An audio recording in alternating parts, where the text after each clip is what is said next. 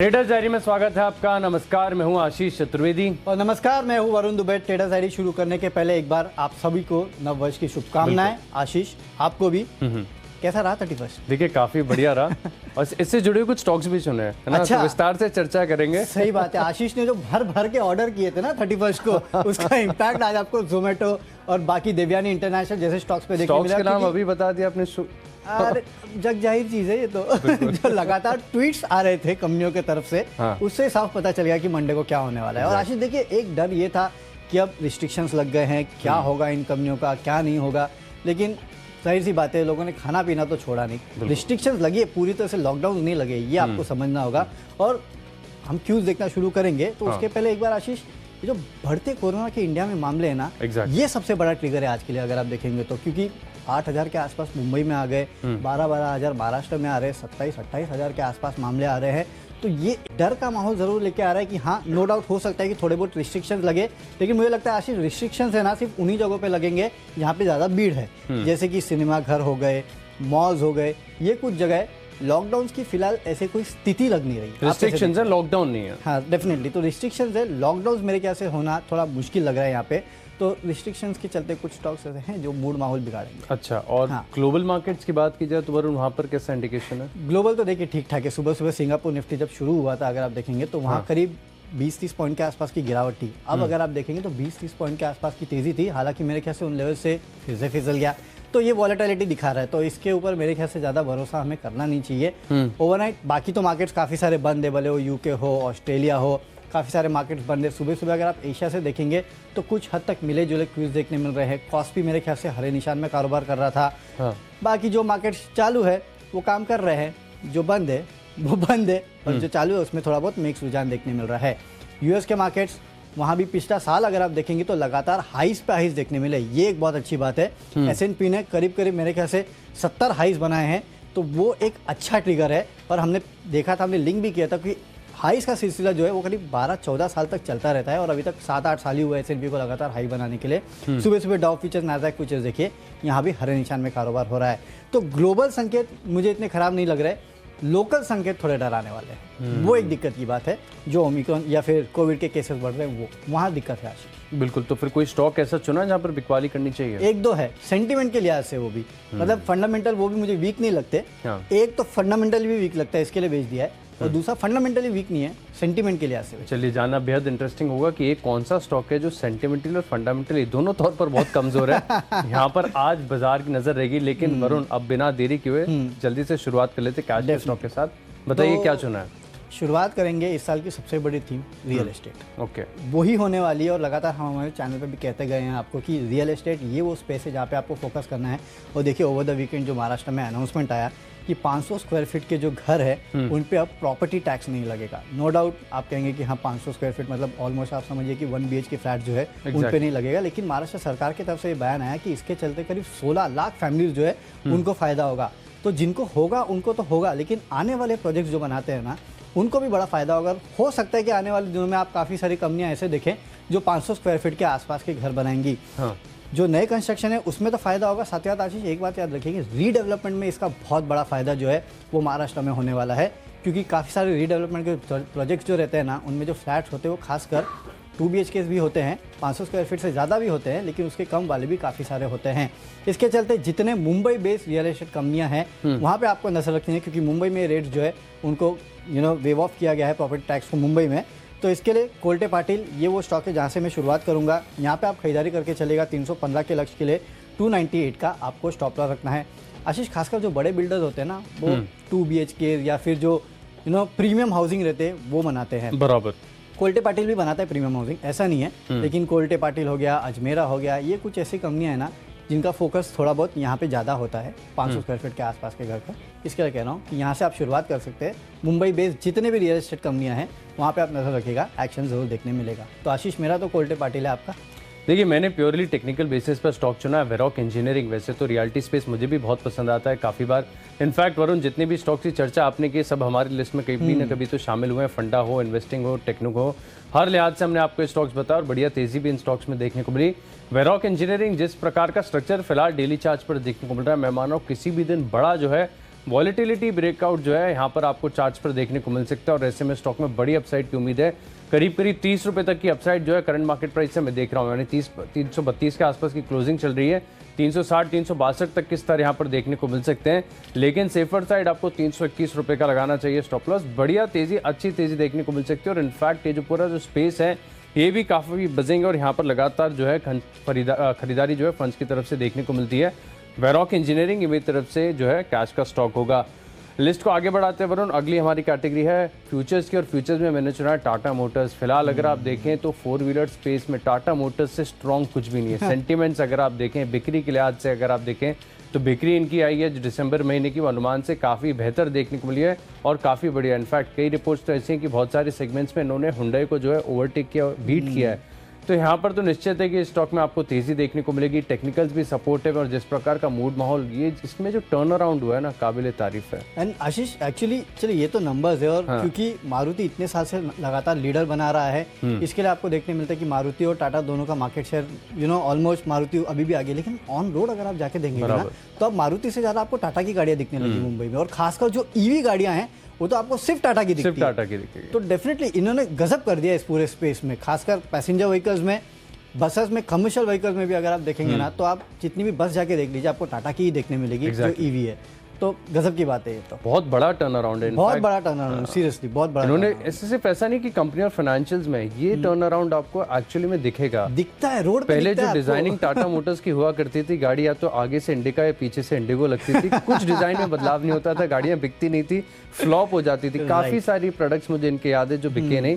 लेकिन अब जिस प्रकार से आप देखिए हैरियर है, नेक्सॉन है, क्या टर्न अराउंड, क्या बिक्री यहाँ पर देखने को मिली है। तो टाटा मोटर्स तो रुकेगा नहीं, खरीदा हुआ है तो बने रहिए, नहीं खरीदा है तो मौका है ट्रेडिंग का। 492 रुपए का लक्ष्य है, 475 रुपए का आपको लगाना चाहिए स्टॉप लॉस। डेफिनेटली तो टाटा मोटर्स एक बेहतरीन काउंटर है, मैंने भी टाटा की कंपनी लिया, आगे बताऊंगा कौन सी ली है। लेकिन फिलहाल जो फ्यूचर्स में स्टॉक है, अच्छा ये वो बिकवाली का कॉल है जो कि टेक्निकली फंडामेंटली दोनों खराब है, और वो है आरबीएल बैंक। रुकने का नाम नहीं ले रहा है, लगातार बिके जा रहा है, लगातार गिरावट इस काउंटर में देखने मिल रही है। आपने देखा कि मैनेजमेंट में जब से चेंज हुए हैं तब से अगर आप देखेंगे तो पहले दिन गिरा, दूसरे दिन संभला, लेकिन उसके बाद लगातार गिरावट देखने मिल रही है। इस कंपनी ने अपने ऑपरेशनल अपडेट दिए हैं, कुल डिपॉजिट क्वार्टर वहाँ करीब 2.5% के आसपास की गिरावट हुई है, और 7 क्वार्टर में क्वार्टरली अगर आप देखेंगे तो सबसे बड़ी गिरावट जो है इस कंपनी के डिपॉजिट्स में देखने मिली है। तो ये खराब बात है। कासा रेशियो जो है क्वार्टर 5.3% गिरा है, गिर के 34.28% हो गया, पहले 34.37% था। रिटेल डिपॉजिट अगर आप देखेंगे तो क्वार्टर वहाँ भी करीब 11.3% के आसपास की गिरावट देखने मिली है, अब तक की सबसे शार्प गिरावट है। इसके अलावा लिक्विडिटी कवरेज रेशियो जो है 146 पे आ गया है, पहले 164 साल दर साल था, 155 क्वार्टर था। तो हर पैरामीटर पे अगर आप देखेंगे, रिटेल डिपॉजिट शेयर देखिए 37.8 पे आ चुका है। तो हर पैरामीटर पे अगर आप देखेंगे तो आरबीएल बैंक का जो क्वार्टरली अपडेट है वो काफ़ी कमज़ोर है। सिर्फ एक ही चीज़ इस कंपनी को आज बचा सकती है और वो ये है कि ओवरसोल्ड है, काफ़ी गिर चुका है और लगातार गिरावट देखने मिल रही थी। तो वही एक चीज़ है जो कि बाउंस बैक दिला सकती है, नहीं तो मुझे लगता नहीं कोई हाल में बाउंस बैक देखने मिलेगा। क्वार्टरली अपडेट खराब है, इसके लिए आरबीएल बैंक के फ्यूचर में आप बिकवाली कर सकते हैं। वरुण, इसमें एक चीज़ और जोड़ना चाहूँगा, क्योंकि देखिए स्टॉक इतना करेक्ट हो गया ना, तो काफ़ी सारे रिटेल ट्रेडर्स ऐसे हैं, निवेशक ऐसे हैं जिनको ये बहुत अट्रैक्टिव लगने लग गया। आपने भी एक शब्द का इस्तेमाल किया, ओवरसोल्ड। इसमें मैं एक चीज़ ऐड कर देता हूँ कि स्टॉक्स कभी भी कितने लंबे समय तक ओवरबॉट जोन में भी रह सकते हैं, और जो ओवरसोल्ड है वो लगातार ओवरसोल्ड भी हो सकता है। ऐसा नहीं है कि आरएसआई 20 पे आ गया तो अब स्टॉक को बढ़ना ही पड़ेगा, ऐसा नहीं होता है। इसकी फिलहाल स्थिति होगी एक फॉलिंग नाइफ की तरह, और never catch a falling knife. अगर आपने इसमें यहाँ पर बॉटम फिशिंग कर ली तो जब तक आपको पुख्ता संकेत देखने को ना मिले कि एवरीथिंग इज ऑल राइट, तब तक तो मैं मान रहा हूँ कि यहाँ पर बिल्कुल भी बॉटम फिशिंग के लिहाज से तो स्टॉक को नजरिए से देखना ही नहीं है। इनफैक्ट सेल एंड रॉइस की जो स्ट्रैटेजी है वो अपनानी है। अच्छा, आरबीएल बैंक में एक लेवल में बहुत क्लोजली वॉच कर रहा हूँ, वो है कोविड का लो। 127 पे चल रहा है ये फिलहाल। 101 रुपए 55 पैसे इसका कोविड का लो है। एंड वो बहुत डिसाइसिव होगा मेरे लिए। अगर वहां पे भी नीचे चला गया उसके तो बहुत बड़ा ब्रेकडाउन यहाँ पर देखने को मिलेगा, फिर थोड़ा सा डर लगेगा कि हो क्या रहा है। लेकिन 101.55 ये मैंने अपना फिगर जो है ध्यान में रखा। आरबीएल बैंक यहाँ पर बेचना ही है, खरीदने की सोचिएगा। डेफिनेटली तो फंडामेंटल स्टोरी तो खराब है, टेक्निकल और भी खराब है, और हाँ ओवरसोल्ड है, फिर भी खरीदना नहीं है। चलिए अगली कैटेगरी की तरफ चलते हो, वो है ऑप्शन की कैटेगरी। और देखिए जिस तरह से ऑटो नंबर्स आ रहे हैं, खासकर कमर्शियल कमर्शियल व्हीकल्स के नंबर जो आ रहे हैं वो काबिल तारीफ़ है। आपने आयशा मोटर्स में भी ये देखा, टाटा मोटर्स में भी ये देखा, अशोक लेलैंड के नंबर्स अभी तक आए नहीं है। मेरी उम्मीद है कि अशोक लेलैंड के भी जो कमर्शियल व्हीकल के नंबर्स है वो काफ़ी बेहतरीन रहेंगे। 125 का जो कॉल ऑप्शन है वो आप खरीद के चल सकते हैं। 5 रुपये का टारगेट आप यहाँ रखना है, 3.5 का आपको एक स्ट्रिक्ट स्टॉप लॉस भी रखना है। चलिए, तो ऑप्शंस के लिहाज से मैंने पसंद किया है बर्जर पेंट्स को। प्योरली टेक्निकल बेसिस पर ये स्टॉक मैंने चुना है। यहाँ पर अगर आप देखें तो शुक्रवार के सत्र में एक ब्रेकआउट अटेम्प्ट हुआ था, हालांकि थोड़ी सी ऊपरी तरफ से यहाँ पर प्रॉफिट बुकिंग देखने को मिली, लेकिन अगर आज बाजार का मूड माहौल जो है बढ़िया रहता है तो हो सकता है कि आपको जो है बढ़िया तेज़ी देखने को मिले। 770 की जो कॉल है यहाँ पर आपको खरीदारी करनी है, लक्ष्य होगा 25 रुपये का, स्टॉप लॉस लगाना है 15 रुपये 75 पैसे का। अच्छी तेज़ी जो है यहाँ पर आपको देखने को मिल सकती है। बर्जर पेंट्स यहाँ पर 770 की कॉल में खरीदारी करनी है। लिस्ट को आगे बढ़ाते हैं, अगली हमारी कैटेगरी है टेक्नोपिक, और टेक्नोपिक में एक चीज़ जो मुझे बहुत पसंद आती है वो है ऑल टाइम हाई ब्रेकआउट। और मैंने काफ़ी बार इस शो के दौरान चर्चा करके बताया आपको कि जब भी कोई भी stock all time high breakout देता है तब आपको समझ जाना चाहिए कि स्टॉक को पूरी तरीके से जो है बुल्स ड्राइव कर रहे हैं और हर गिरावट पर यहाँ पर बड़ी खरीदारी है। चार्ज अप है बुल्स पूरी तरीके से, तभी ऑल टाइम हाई ब्रेकआउट आता है। और जिस प्रकार का ब्रेकआउट, क्योंकि लिमिटेड हिस्ट्री है, रीसेंट हिस्ट्री है, यहाँ पर अगर आप देखें तो लिस्टिंग बहुत पास की है तो चार्ट हिस्ट्री कम है, लेकिन जितनी भी है यहाँ से एक ऑल टाइम हाई ब्रेकआउट और क्लोजिंग भी ऑल टाइम हाई लेवल पर देखने को मिली है। तो यहाँ पर मैं मान रहा हूँ कि करीब करीब जो है आपको 300-400 पॉइंटों की जो तेज़ी है यहाँ पर देखने को मिल सकती है। 2800 रुपये के लक्ष्य लिए एमटार टेक्नोलॉजी में खरीदारी करके चलेंगे। 2380 रुपये का आपको लगाना है स्टॉप लॉस। जब तक 2380 के ऊपर बना हुआ है तब तक टेक्निकल्स बहुत स्ट्रांग है। 2380 के नीचे फिसलता है तो एक बार रिव्यू करना होगा, लेकिन टेक्निकल स्ट्रेंथ बहुत शानदार है। 2800 रुपये के लक्ष्य लिए आप एमटार टेक्नोलॉजीज में खरीदारी करेंगे। ओके, मेरे तरफ से टेक्नो फंडा पिक है आशीष। टेक्निकल तो मेरे ख्याल से पिछले हफ्ते आपने इस काउंटर के बताए थे और वो है ऑटोमेटिव एक्सेल। यहाँ पे एक बेहतरीन टेक्निकल पिक जो ब्रेकआउट है वो देखने में, जैसे कि आप कह रहे हैं कि ऑल टाइम हाई का ब्रेकआउट जो है उसी तरह का पैटर्न जो है यहाँ भी देखने मिल रहा है। आप अगर चार्ट निकाल के देखेंगे तो आपको समझ में आएगा कि एक वन वे रैली जो है निश्चित रूप से इस काउंटर में आई है और एक रैली जो है वो अभी भी कंटिन्यू करेगी। मेरे ख्याल से जनवरी 2020 के आसपास स्टॉक जो है 400-500 रुपये के आसपास जा चुका था। वहाँ से एक बार हमने आपको 1100-1200 के लेवल पे भी बताया था कि खरीद लीजिए इस काउंटर को। 1500-1600 के आसपास के लेवल देखने मिलेंगे। ऑलमोस्ट देखिए 1570 के आसपास ट्रेड कर रहा है, 1600 के आसपास का हाई बनाया है और टेक्निकली काफ़ी बेहतर लगता है ये काउंटर। लेकिन साथ ही साथ अगर आप देखेंगे तो यहाँ पे ये कंपनी जो है कमर्शियल व्हीकल स्पेस में काम करती है और एक्सेल्स बनाने का काम करती है। कंपनी भी कल्याणी ग्रुप की कंपनी है और कमर्शियल व्हीकल्स के नंबर्स आपने देखे किस तरह से बेहतरीन देखे गए हैं। अशोक लेलैंड से करीब 40-45% के आसपास के रेवेन्यू जो है वो इस कंपनी के आते हैं। मेरे ख्याल से यहाँ पे एक बड़े अपमूव के लिए काउंटर तैयार हो रहा है। इंट्राडे के लिए 1640 के आसपास का टारगेट आपको रखना है, लेकिन अगर आप लंबी अवधि के लिए इस काउंटर को रखना चाहते हैं ना तो 1800-2000 के आसपास के लेवल जो है वो भी आपको एक काउंटर दिखा सकता है। इसके लिए यहाँ पे खरीदारी करके चलिएगा। चलिए, अगला काउंटर है फंडामेंटल। और फंडामेंटल काउंटर जो मुझे पसंद है वो है ग्रीव्स कॉटन का। यहाँ पे आप खरीदारी कर सकते हैं क्योंकि ग्रीव्स मोबिलिटी ने दिसंबर में मेरे ख्याल से काफ़ी बेहतरीन सेल्स जो है वो की है। मुझे फिगर एक्चुअली याद नहीं है, लेकिन मेरे ख्याल से 1000 या 10,000 के आसपास गाड़ी आ जाए। मेरे ख्याल से 1000 इलेक्ट्रिक व्हीकल्स जो है ग्रीव्स मोबिलिटी ने दिसंबर के महीने में बेची है। तो ये अपने आप में एक बड़ा आंकड़ा है और इसके चलते आज इस काउंटर में आपको तेज़ी देखने मिल सकती है। 145 के टारगेट के लिए आप यहाँ खरीदारी कर सकते हैं। 135 का आपको एक स्ट्रिक्ट स्टॉप लॉस भी इस काउंटर में रखना है। चलिए, फंडामेंटल तौर पर मुझे जो पसंद आ रहा है स्टॉक है ओबरॉय रियल्टी। और तर्क तो वरुण आपने शो की शुरुआत में बता दिया कि थीम रहेगी साल 2022 की, तो फोकस यहाँ से हटाना नहीं है। जितने भी स्टॉक्स हमने आपको बताया पूरा कन्विक्शन है यहाँ पर, फंडामेंटल सपोर्टिव है। टेक्निकल्स भी यही इशारा कर देंगे इन स्टॉक में जो है कंटिन्यूस आपको अपसाइड देखने को मिल सकती है। तो अगले 3 महीने में आपको जो है यहाँ पर ओबरॉय रियल्टी में बने रहना है और मैं मान रहा हूँ कि खरीदारी नहीं की तो ऐड भी कर सकते हैं। यहाँ पर अच्छी तेज़ी देखने को मिल सकती है। सिर्फ 3 महीने का व्यू बनाकर चलना है। 860 रुपये के फिलहाल ये स्टॉक चल रहा है। 995 रुपये के लक्ष्य लिए 1000 रुपये तक की जो है अपसाइड यहाँ पर देखने को मिल सकती है। पार हो गया तो और बड़ा ब्रेकआउट होगा, फिर हम अपने जो टारगेट प्राइस है इसे रिवाइज भी करते हुए नजर आएंगे। लेकिन फिलहाल 3 महीने का व्यू है, टाइम बेस्ड स्टॉप लॉस लगाकर चलेंगे और 995 के लक्ष्य के लिए आप रियल्टी दिग्गज ओबरॉय रियल्टी में खरीदारी करनी होगी। लिस्ट को आगे बढ़ाते हैं। अगली हमारी कैटेगरी है निवेश के लिहाज से इन्वेस्टमेंट पिक, और यहाँ पर मैंने वो स्टॉक चुना है जो कई बार मैंने आपको रिकमेंड किया है। पिछले हफ्ते भी ये स्टॉक मैंने रिकमेंड किया था और 2 दिन के अंदर 10% तक की तेज़ी यहाँ पर देखने को मिली थी, लेकिन इससे हम संतुष्ट नहीं होंगे। 90 के आसपास बताया था, 100 के आसपास चल रहा है फिलहाल, लेकिन यहाँ पर जो है करीब 30% तक की जो अपसाइड है अभी भी बची हुई है। मेटल स्पेस में अगर आप देखें तो थोड़ा सा पुल बैक, थोड़ा सा रिट्रेसमेंट करेक्शन यहाँ पर देखने को मिला है, लेकिन इनके फंडामेंटल्स बहुत ही इंटैक्ट है। अगर आप समझ लीजिए कि इंफ्रास्ट्रक्चर पिकअप हो रहा है, गाड़ियों की बिक्री बढ़ रही है, आप FMCG में अगर आप देखें तो कंजम्पशन काफ़ी बढ़िया हो रहा है, तो स्वाभाविक है कि एल्यूमिनियम का जो कंजम्पशन है इसमें भी आपको बड़ा उछाल देखने को मिलेगा। और नालको भारत में पूरी तरीके से जो है इंटीग्रेटेड एल्यूमिनियम मैन्युफैक्चरर और पूरी दुनिया में सबसे लोएस्ट कॉस्ट ऑफ प्रोड्यूसर है, तो इसका एक बड़ा बेनिफिट देखने को मिल सकता है। सस्ते वैल्यूएशन इसके लिए क्योंकि कंपनी सरकारी है, लेकिन फंडामेंटल्स और ऑपरेटिंग परफॉर्मेंस अगर आप देखें तो कंपनी की जानदार है।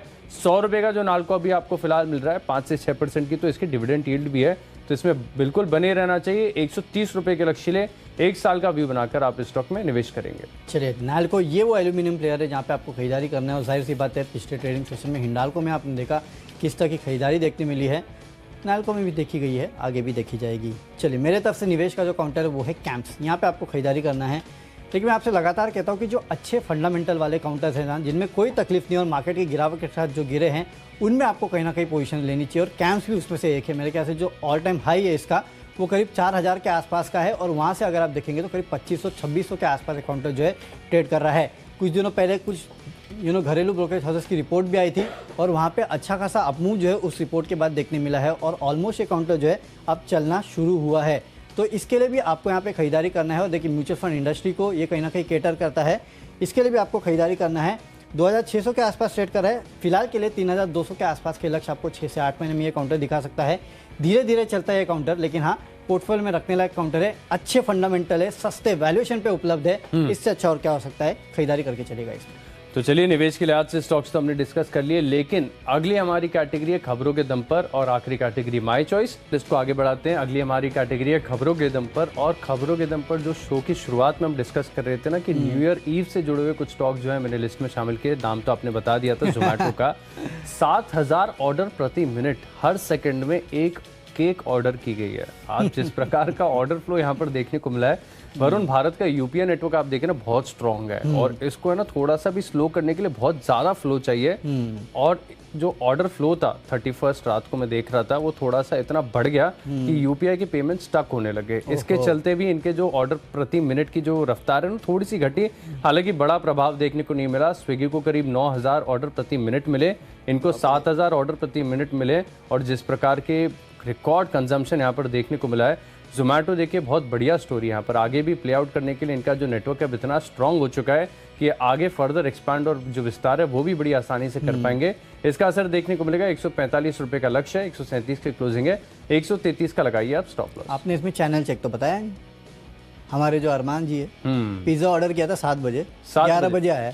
4 घंटा लगे पिज्जा आने को, सोचिए बेचारा भूखा रह गया। अच्छा, 1 घंटा और लेट आता तो भूखा ही रह जाता। लेकिन इंतजार किया, आप समझ सकते हैं कि डिपेंडेंस कितनी ज्यादा हो गई कि आपको ऑर्डर करना है तो इनके थ्रू ही आएगा। 3 घंटे लगे, 30 मिनट लगे, लेके इन्हें ही आना है। लेके इन्हें ही आना है, तो जाहिर सी बात है आप सोचिए 4-4 घंटे अगर ऑर्डर के लिए लग रहे हो, और जाहिर से आशीष उस दिन मैंने 4 घंटे में तो जाके लेके भी आ सकते थे एक्चुअली। लेकिन वो वही बता रहे थे कि अरमान की जितनों को फोन किया सब यही कह रहे थे कि हम रेस्टोरेंट्स के सामने खड़े भाई ऑर्डर दे दो। हाँ, लेकिन फ्लो इतना ज्यादा है कि आपको मिलेगा कब, first come first serve basis पे है। तो शायद जिसने 6 बजे ऑर्डर किया होगा उसको 10 बजे तक मिल गया होगा। अब ऐसा पता होता तो सुबह का ऑर्डर दे देते। तो जुबिलेंट फूडवर्क्स भी बिल्कुल इसका है ना मेरी टीम में, इसके लिए तो बताइए। हाँ, तो यहाँ पे चलिए, आशीष ने तो अब आपको बता दिया कि जोमेटो खरीदना है, और स्टोरी हमने आपको पूरी बताई दी है। लेकिन खबरों के चलते जो स्टॉक मुझे पसंद है ना, वो टाटा मोटर्स का डीवीआर है। टाटा मोटर्स की स्टोरी आपको आशीष ने बताई कि किस तरह से पैसेंजर व्हीकल्स हो या कमर्शियल व्हीकल्स हो बेहतर सेल्स देखने मिली है। इसका इंपैक्ट टाटा मोटर्स डीवीआर पे भी आपको देखने मिलेगा। 250 के लेवल के लिए खरीदारी कीजिएगा। 235 का आपको एक स्टॉप लॉस भी रखना है। तो चलिए, खबरों के लिए आज से स्टॉक तो डिस्कस कर लिए, बढ़ते हैं हमारी आखिरी कैटेगरी यानी माय चॉइस की तरफ। और यहाँ पर चुना है परसिस्टेंट सिस्टम। आईटी स्पेस में चुनिंदा स्टॉक जो है काफ़ी बढ़िया स्ट्रेंथ दिखा रहे हैं। परसिस्टेंट सिस्टम का जो चार्ट है बहुत मजबूत है, और मैं मान रहा हूँ कि बढ़िया तेजी यहाँ पर देखने को मिल सकती है। 5130 रुपये का लक्ष्य है, 4860 रुपये का आप लगाइए स्टॉप लॉस। अगला स्टॉक है मिडिल ईस्ट में, बहुत लंबे समय के बाद वरुण ये स्टॉक मेरे रडार पर आया, इंद्रप्रस्थ मेडिकल सर्विसेज। यहाँ पे मैं मान रहा हूँ कि ब्रेकआउट की तैयारी हो रही है। आमतौर पर जब तक स्टॉक में ब्रेकआउट नहीं होता तब तक मैं अपनी लिस्ट में उसे शामिल नहीं करता, लेकिन अभी फिलहाल मैं मान रहा हूँ कि यहाँ पर जो है किसी भी दिन आपको एक बड़ा ब्रेकआउट देखने को मिल सकता है। स्ट्रक्चर ये इशारा कर रहा है कि बाइंग आने वाली है। 76 की क्लोजिंग चल रही है, 84 रुपये के लक्ष्य आप यहाँ पर खरीदारी करेंगे, और केवल 3 रुपये नीचे का जो है आपको रिस्क लेकर चलना है। आखिरी स्टॉक है मेरी लिस्ट में नाटको फार्मा। यहाँ पर भी अगर आप देखें तो शुक्रवार के सत्र में ठीक ठाक वॉल्यूम्स के साथ आई है खरीदारी, तो हो सकता है कि एक फॉलोअप मूव जो है यहाँ पर आते हुए देखने को मिले। 900 रुपये की क्लोजिंग चल रही है, 970 रुपये तक के लक्ष्य यहाँ पर देखने को मिल सकते हैं। सेफर साइड 883 का आपको लगाना चाहिए स्टॉप लॉस। चलिए माय चॉइस में मेरे तरफ से 2 खरीदारी, एक बिकवाली का कॉल है। सबसे पहले बिकवाली का कॉल बता देता हूँ, इंडियन होटल्स। यहाँ पे आपको फ्यूचर में बिकवाली करना है। देखिए मैं जो बता रहा था ना कि फंडामेंटल स्टॉक काफ़ी अच्छा है, लेकिन सिर्फ सेंटीमेंट जो है वो थोड़े बहुत खराब है, क्योंकि जिस तरह से पाबंदियाँ लग रही है उसका थोड़ा बहुत इंपैक्ट जो है इन कंपनीज पे हो सकता है। इसके लिए एक सेंटिमेंटल इंपैक्ट शायद इस काउंटर पे हो सकता है। 175 का आपको टारगेट रखना है, 183 का स्ट्रिक्ट स्टॉप लॉस रखना है। और अगर आप लंबी अवधि के निवेशक हैं ना, तो मेरे ख्याल से जैसे जैसे काउंटर नीचे आता है थोड़ा थोड़ा खरीदारी करेंगे ना तो ज़्यादा बेटर है। सिर्फ सेंटीमेंट के लिहाज से आज आपको बेचना है। माय चॉइस में सबसे पहले जुबिलेंट फूडवर्क्स, यहाँ पे आपको खरीदना है। अगला काउंटर ये है, क्योंकि जिस तरह से हमने आपको बताया कि ऑर्डरिंग काफ़ी बड़ी और पिज़्ज़ा के ऑर्डर जो है उसमें काफ़ी बढ़ोतरी देखने मिली, उसका इंपैक्ट देखने मिलेगा। 37 के लेवल्स की खरीदारी कीजिएगा, 35-40 का स्टॉप लॉस रखना है। और आखिरी में देवयानी इंटरनेशनल, यहाँ पे आप खरीदारी कर सकते हैं।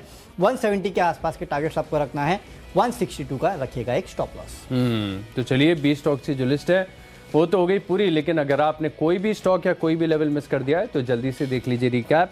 कैश का स्टॉक है मेरी लिस्ट में वेरॉक इंजीनियरिंग, टाटा मोटर्स की फ्यूचर्स में खरीदारी करनी है। बर्जर पेंट्स 770 का कॉल ऑप्शन खरीदेंगे और technically all time high breakout है एमटार टेक्नोलॉजीज में 2800 रुपये के लक्ष्य लिए खरीदारी करेंगे।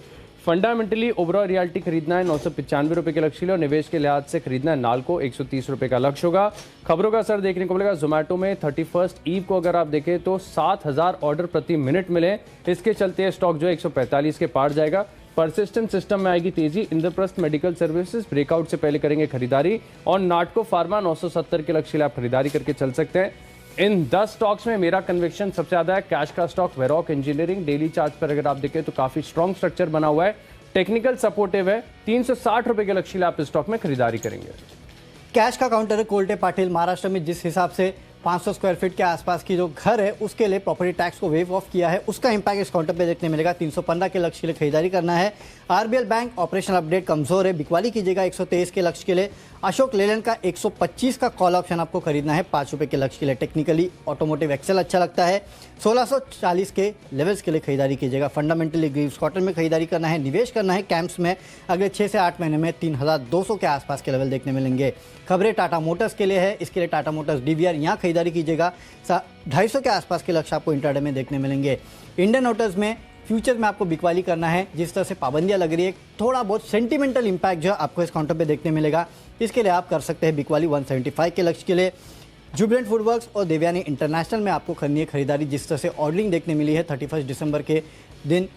इन काउंटर्स के लिए आज काफ़ी बेहतरीन दिन हो सकता है, करिएगा खरीदारी। और इसमें मेरा बेस्ट पिक है टाटा मोटर्स का डीवीआर, क्योंकि जिस तरह से टाटा मोटर्स के नंबर्स आए हैं उसके चलते आज टाटा मोटर्स और टाटा मोटर्स डीवीआर दोनों ही काउंटर्स में आपको भरपूर तेज़ी देखने मिल सकती है।